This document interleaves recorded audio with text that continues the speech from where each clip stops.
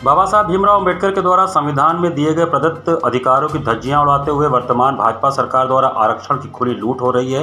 एक तरफ तो वैसे ही नौकरियां नहीं मिल रही हैं, जिससे बेरोजगारों की संख्या दिन प्रतिदिन बढ़ रही है, तो दूसरी तरफ पीडीए के लोगों को मिले ओबीसी एससी एसटी आरक्षण का मखौल उड़ाते हुए उत्तर प्रदेश सरकार ने 22 विभागों में जो नियुक्तियां की, उसमें आरक्षित वर्ग के लोगों के लिए निर्धारित सीटों पर भारी संख्या में अनियमितता बरती गई है।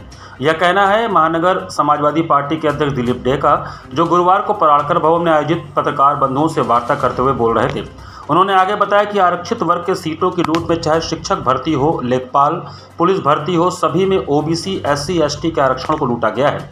सरकार पर हमला बोलते हुए दिलीप डे ने कहा कि सभी प्रतियोगी परीक्षाओं के पेपर लीक होने से होनहार नौजवानों का भविष्य अंधकारमय हो गया है।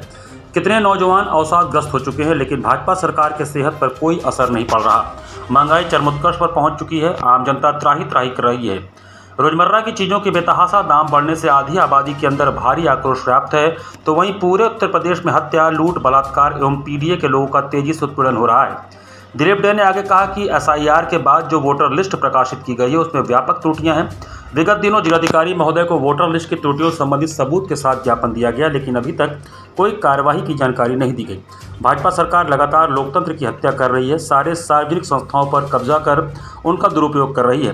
पत्रकार वार्ता में प्रमुख रूप से महानगर महासचिव योगेंद्र यादव, उपाध्यक्ष संयम नईम, मीडिया प्रभारी रामजी यादव, महानगर सचिव अनिल साहू, दक्षिणी विधानसभा अध्यक्ष अजहर अली सिद्दीकी मौजूद रहे।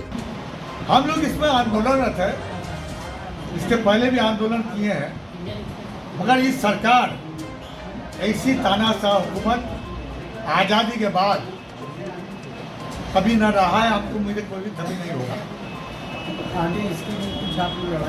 जब हम लोग आंदोलन चलाते हैं, आंदोलन की घोषणा आपके माध्यम से होता है, तब उत्पीड़न,